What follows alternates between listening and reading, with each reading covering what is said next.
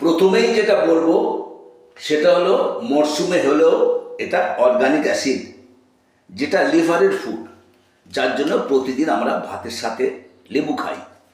সত্যি বলতে কামরাঙা কামড়ে খাওয়া সকলের পক্ষে সম্ভব নয়, কিন্তু লিভারের জন্য এই অর্গানিক অ্যাসিডযুক্ত ফলটি অত্যন্ত প্রয়োজন। প্রশ্ন হলো সকলের জন্য কিভাবে ব্যবহার করা যাবে, এটাই আজকের আড্ডায় আলোচ্য বিষয়। প্রথমত এই মরশুমটুকুর জন্য চাটনি এবং দীর্ঘদিনে খাওয়ার জন্য আচার। আচারটা সকলেই প্রেফার করে। আজকের আড্ডাতে সেটাই জেনে নেব কিভাবে বানাবো এই কামরাঙা আচার। শুরু করছি। কামরাঙা প্রথমে ভালো করে ধুয়ে জল ঝরিয়ে নিতে হবে, রিং করে কাটতে হবে, বীজ থাকলে সেটা ফেলে দিতে হবে। কিছুটা তেঁতুল জলে ভিজিয়ে রেখে কদ বার করে নিতে হবে। শুকনো লঙ্কা ভালো করে বোঁটা ছাড়িয়ে নিতে হবে, প্রয়োজনে ধুয়ে নিতে হবে। কড়াইতে তেল গরম করে 5 ফোড়ন এবং শুকনো লঙ্কা ফোড়ন দিতে হবে। গন্ধ ছাড়লে কামরাঙা রিংগুলো দিয়ে হালকাভাবে নাড়াচাড়া করতে হবে, কারণ এটা ভেঙে গেলে দেখতে খারাপ লাগে। যতক্ষণ না বাদামি ভাব আসছে ততক্ষণ একটু নাড়াচাড়া করতে হবে।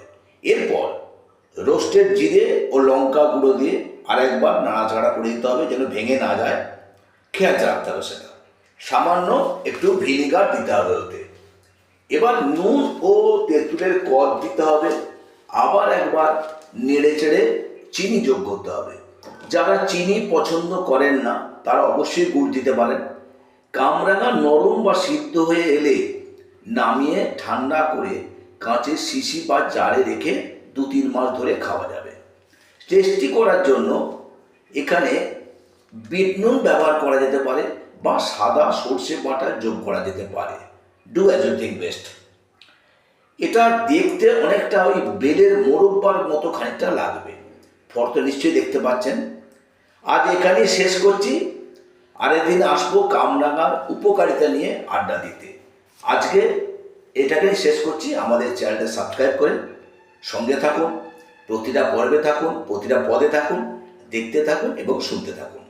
আপনাদের সকলের সুস্থতা কামনা করে আজকে 15ই আগস্ট স্বাধীনতা দিবসের দিনে আপনাদের সকলের শুভেচ্ছা জানাচ্ছি।